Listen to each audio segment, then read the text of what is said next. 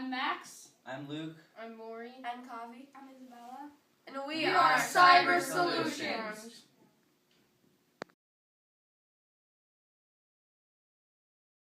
Cyberbullying is a major issue worldwide. Many people are familiar with the term, but most have overlooked the important demographic it is. In short, cyberbullying is defined as willful and repeated harm inflicted through the use of computers, cell phones, and other electronic devices. While both are dangerous, cyberbullying is much worse than traditional bullying. One reason is because it can happen any day of the week, any time of day or night, no matter how far apart the victim and the bully are from each other. Another issue is that cyberbullies can use anonymous social media accounts, which makes them extremely hard to track down. Even harder is alerting someone about the situation. How do you report an attack that leaves no physical scars and is committed by a nameless attacker? Over 50% of adolescents, teens, and occasionally adults have been a victim of cyberbullying or engaged in bullying. To add to that, violent and aggressive content towards them or others is very high on the list of things adolescents are nervous about when they engage in online activities. A piece of information that will help you better understand this is that 80% of cyberbullying cases happen on Facebook. So if you ever see something like that happening, be sure to stand up for the person being bullied. Like all forms of bullying, cyberbullying causes emotional, psychological, and physical stress. Response to cyberbullying is different, but in general, most people have increased feelings of sadness and loneliness, changes in sleep and eating patterns, and loss of interest in activities they do. Cyberbullied are more likely to struggle personally and at school. They may miss, skip, or drop out of school, receive poor grades, and have lower self-esteem. Cyberbullying can lead to thoughts of suicide, sometimes leading all the way into adulthood.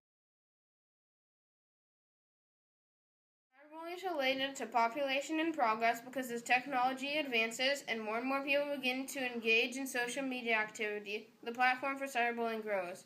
An even bigger problem is that it mainly affects teens and adolescents, and the age group on these websites and apps is increasingly getting younger, meaning more and more children under 13 are involved in cyberbullying. Go. For this project, our main goal is to contribute to the decline of cyberbullying. We know the problem is too far gone to completely abolish, but we hope our group can help play a part in reducing cyberbullying threats. The message we hope to spread is an extremely powerful one, especially with the developing technology around us. Recently, Max and I interviewed our school counselor, Ms. Goodman, on cyberbullying. Ms. Goodman is one of two counselors at Mill Valley Middle School who gives advice and helps students with personal or public issues. We asked her about cyberbullying and we were surprised by the answer she gave us. Question. I think cyberbullying can definitely affect someone in a lot of different ways. I think it can make someone definitely feel a little more sad, down on themselves, maybe even a little withdrawn. It's definitely a strong form of bullying, so it does change their affect. I think usually the person who's being cyberbullied, and the definition of bullying is that it's an ongoing pattern and there's a level of power that the person has over the other person that it's not equal to theirs. So it can make someone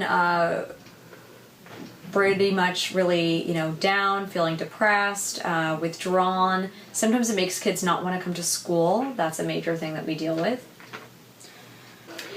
A lot of the times I encourage kids to get off websites that I don't think are very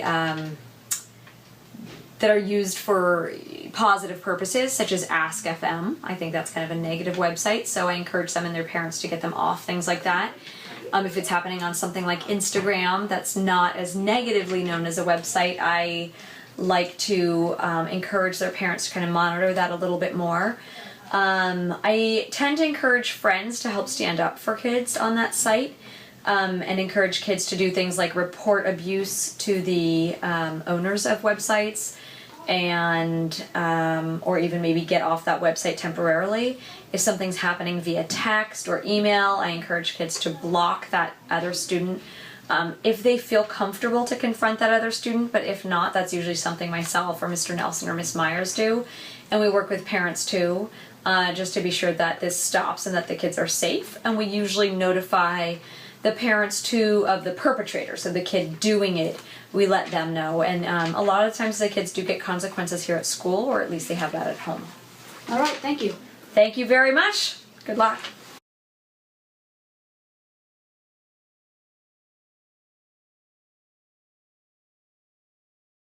We're currently developing an app to stop cyberbullying.